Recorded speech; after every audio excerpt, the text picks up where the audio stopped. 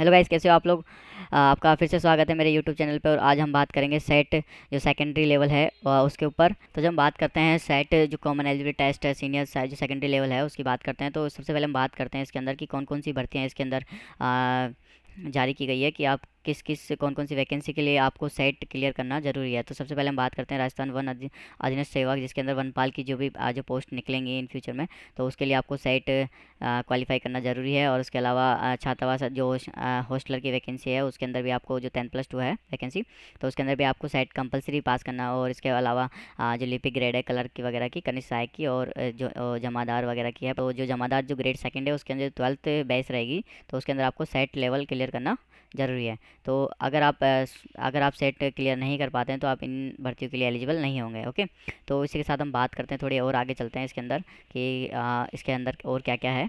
ठीक है, तो जो सेट है जो कॉमन एलिजिबिलिटी टेस्ट है, तो ये आपको जितने भी वैकेंसियाँ हैं जो कि इसके अंदर आती हैं, तो वो सारी वैकेंसी को पास करने के लिए आपको सेट कंपलसरी देना ही पड़ेगा। ओके, तो सबसे पहले हम बात करते हैं इसके अंदर कि आपको किस तरीके से आपको इस सेट जो ऑनलाइन फॉर्म है उसके लिए अप्लाई कैसे करना है। तो सबसे पहले अगर आप चाहो तो खुद की पर्सनल SSID से भी जाके ये फॉर्म भर सकते हो। तो इसके लिए मैं आपको बता देता हूँ स्टेप बाय स्टेप कि आपको क्या करना है। तो सबसे पहले आपको अपनी SSO लॉगिन कर लेनी है। जो SSO ये जो लिंक है, इस तरीके से आपको SSO को ओपन कर लेना है। सबसे पहले आपको गूगल क्रोम खोलना है, जिसमें आपको बता देता हूँ। सबसे पहले अपना गूगल क्रोम खोल लेना है।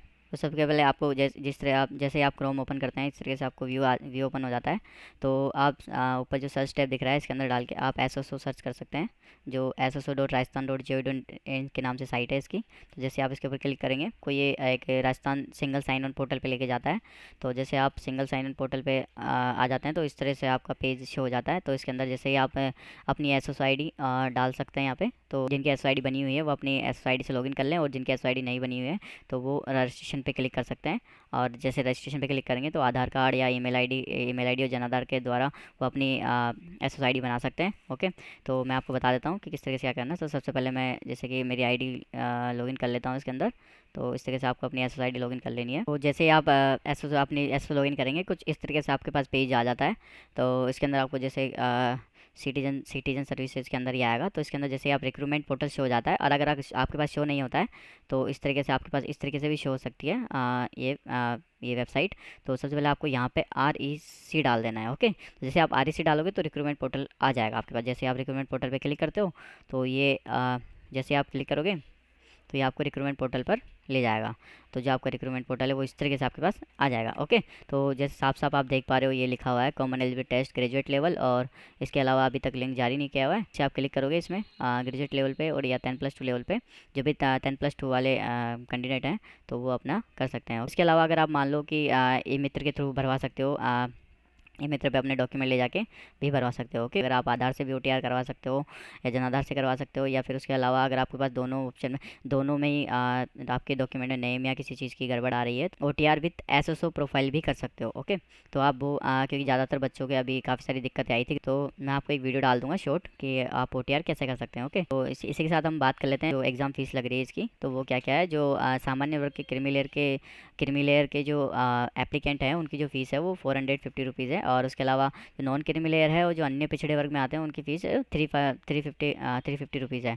तो अगर मान लो कि जैसे जो सामान्य वर्ग के हैं और नॉन क्रीमी लेयर वर्ग के अंदर है जिनकी इनकम 2.5 लाख से कम है, तो उनकी फ़ीस जो अनुसूचित जनजाति जो SC ST वालों के हैं तो उनके हिसाब से 250 रुपीज़ रहेगी। और ST SC जो कैंडिडेट है उनकी फ़ीस भी 250 रुपीज़ है। और इसके अलावा जो विकलांग है उनकी फ़ीस भी 250 रुपीज़ रहेगी। ओके, तो ये हो गई फ़ीस की बात। इसके साथ ही हम आगे बढ़ते हैं एज की बात कर लेते हैं। एज क्राइटेरिया जो रहेगा जो पोस्ट के अकॉर्डिंग रहेगा, कि वैसे नॉर्मली 18 से 40 रहता है, उसके अंदर आपको अलग अलग एज इलेक्शन दिए जाते हैं। ठीक है, तो वो पोस्ट के हिसाब से रहेगा। जो फॉर्म की जो स्टार्टिंग डेट है वो 12 अक्टूबर 2022 से लेके 11 नवंबर 2022 तक है। तो इसका फॉर्म आप जल्दी से जल्दी भर दें, क्योंकि लास्ट डेट पे साइटें नहीं चलती हैं। इसके साथ जो परीक्षा का आयोजन होगा वो 18, 19 और 25 और 26 फरवरी के बीच में होगा। तो वो आउंटी क्षेत्रों पे ही होगा। ओके, और उसके 3-4 दिन पहले आप अपने SSID से प्रवेश पत्र डाउनलोड कर सकते हैं और जिसका नोटिफिकेशन आपके मेल पे मोबाइल पे आ जाएगा। ओके, बात करते हैं फोटोग्राफ और जो भी आपको अपलोड करना है साइट के अंदर, किस तरीके से फोटोग्राफ अपडेट करने हैं इसके अंदर और साइन किस तरीके से होंगे। तो बात करते हैं फ़ोटो की। तो फ़ोटो आपको एक वाइट बैकग्राउंड लेना है और या हल्का बैकग्राउंड लेना है, प्लस इसके अलावा आपका जो फ़ोटो है एकदम क्लियर होना चाहिए और उसी के साथ कोई मतलब परछाई वगैरह या मास्क वगैरह चश्मा वगैरह नहीं होना चाहिए। इसके अलावा आपका जो फ़ोटो की साइज़ की बात करते हैं तो आपकी जो फ़ोटो की साइज़ है वो 50 KB से 100 KB के बीच में होनी चाहिए। और इसी के साथ हम जब साइन की बात करते हैं तो साइन भी एकदम क्लियर होने चाहिए और स्पष्ट दिखाई देने चाहिए। और अगर आपके साइन स्पष्ट नहीं दिखाई देते हैं तो आपका फॉर्म अस्वीकार कर दिया जाएगा, मतलब रिजेक्ट कर दिया जाएगा, जैसा कि इसके अंदर लिखा हुआ है हम लोग। तो साइन एकदम क्लियर होना चाहिए और 20 से 50 KB के बीच में होना चाहिए। ओके, इसके साथ हम बात कर लेते हैं कि भाई जो इसके अंदर किसी जब फॉर्म में गलती हो जाती है तो उसके अलावा इसके अंदर संशोधन की प्रक्रिया क्या होगी इसके बारे में बात कर लेते हैं। 300 रुपये एक्स्ट्रा शुल्क देकर आपको ये करेक्शन करवा सकते हैं, जिसके अंदर आप अपना नाम, पापा का नाम, मम्मी का नाम या जन्मतिथि वगैरह लिंग वगैरह संशोधन किया जा सकेगा। और इसके अलावा और भी काफ़ी चीज़ें जैसे एड्रेस वगैरह हो गया, जो भी आप अपडेट करना चाहते हैं वो अपडेट हो जाएगा। ओके, इसी के साथ हम बात करते हैं जो परीक्षा, जो सेट का जो परीक्षा होगी, जो सेकेंडरी लेवल परीक्षा है उसके अंदर जो पाठ्यक्रम आने वाला है उसकी, प्लस इसके अंदर कितने क्वेश्चन आएंगे उसके बारे में बता देता हूँ मैं आपको। तो सबसे पहले हम बात करते हैं कि इसके अंदर क्या क्या आने वाला है। तो सबसे पहले जो राजस्थान जीके की बात करते हैं तो इसके अंदर आपका राजस्थान का इतिहास पूरा आने वाला है और इसके अलावा जो सांस जो कला और संस्कृति है वो आने वाली है, राजनीतिक व्यवस्था, तार्किक व्यवस्था, अर्थव्यवस्था, आपका सब कुछ आने वाला है। ओके, तो इसके अंदर जो टोटल क्वेश्चन रहेंगे वो टोटल 150 क्वेश्चन रहेंगे और 300 नंबर के रहेंगे। तो आपको 3 घंटे का टाइम दिया जाएगा इसके अंदर, तो वो आपको पेपर क्लियर करना होगा उस बीच में आपको। ओके, और इसके अंदर जो सबसे आपके मेन सबसे बढ़िया जो चीज़ हुई है उसके अंदर कोई भी आपके नेगेटिव मार्किंग नहीं है। आप सिलेबस की विस्तृत में आपको जानकारी दे देता हूँ।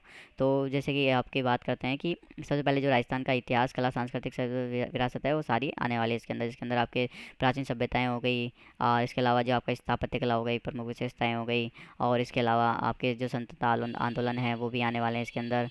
ठीक है, और प्रजामंडल आंदोलन है वो भी होने वाले हैं और राजस्थान का एकीकरण होने वाला है।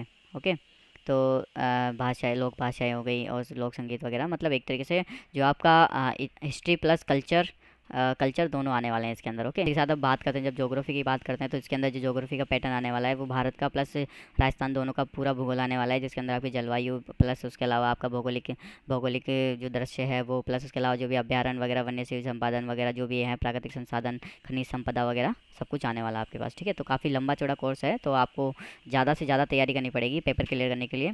और इसके अलावा जब बात करते हैं राजस्थान के संविधान की बात करते हैं, वो मौलिक अधिकार की बात करते हैं, तो ये भी आपके इस पेपर में आने वाले हैं। राजस्थान की जब अर्थव्यवस्था भी पूछी जाने वाली है इसके अंदर, जिसके अंदर आपके इकोनॉमिक्स, हेल्थ, सिल्क वगैरह जितने भी उद्योग हैं वो आपसे इसके अंदर पूछे जाएंगे और जो भी परियोजना है वो भी इसके अंदर आने वाली है। अब जो जनरल साइंस है उसके भी क्वेश्चन आपके पास आएंगे इसके अंदर, जैसे कि नॉर्मली जो भी आपकी 10th लेवल पे जो साइंस है वो आने वाली है इसके अंदर।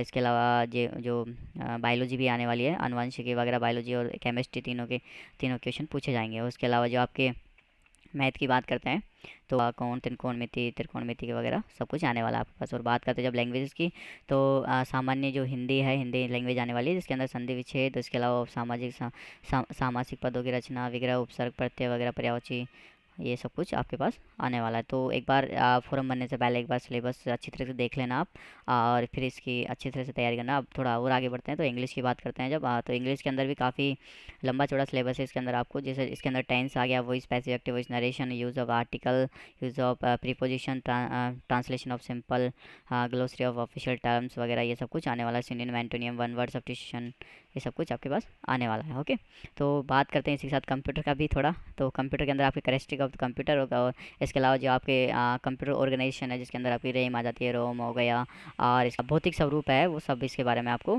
भौतिक स्वरूप प्लस जो सॉफ्टवेयर रिलेटेड सॉफ्टवेयर हैं इसके अंदर, लाइक विंडो कौन सी है, कौन सी अभी अपडेटेड वर्जन चल रहे हैं वगैरह। और इसके अलावा जो MS ऑफिस में आपसे एक्सेल, स्प्रेडशीट और पावर पॉइंट पे क्वेश्चन पूछे जा सकते हैं। ओके, और जो करंट अफेयर हैं उसके भी क्वेश्चन आने वाले हैं, जिसके अंदर आपके राजस्थान, भारतीय और अंतर्राष्ट्रीय महत्व की समय, घटनाएं, मुद्दे पूछे जाएंगे। वर्तमान में चर्चित व्यक्ति, स्थान और संस्थाएं पूछी जा सकती हैं और खेलकूद के विषय में भी पूछा जा सकता है आपसे। ओके, तो इस वीडियो में मैंने आपको टोटल सेट जो सेकेंडरी लेवल है उसका टोटल सिलेबस के बारे में बता दिया है, प्लस इसके जो एग्ज़ाम फॉर्म कैसा भरता है, एसएसओ आपको किस तरीके से एसएसओ पे जाना है और किस तरीके से आप खुद फॉर्म भर सकते हैं वो मैंने आपको थोड़ा बहुत बता दिया है। तो आपको बताना है कि हमारा ये वीडियो आपको कैसा लगा। अगर आपको हमारा वीडियो अच्छा लगा हो तो इसे ज़्यादा से ज़्यादा लाइक करना, सब्सक्राइब करना और ज़्यादा से ज़्यादा हो सके तो शेयर करना, जिससे ज़्यादा लोगों के पास ये वीडियो पहुँच सके और उनकी हेल्प हो सके। ओके, तो आज की वीडियो में बस मैं आपसे इतना ही कहूँगा। Okay, thank you very much.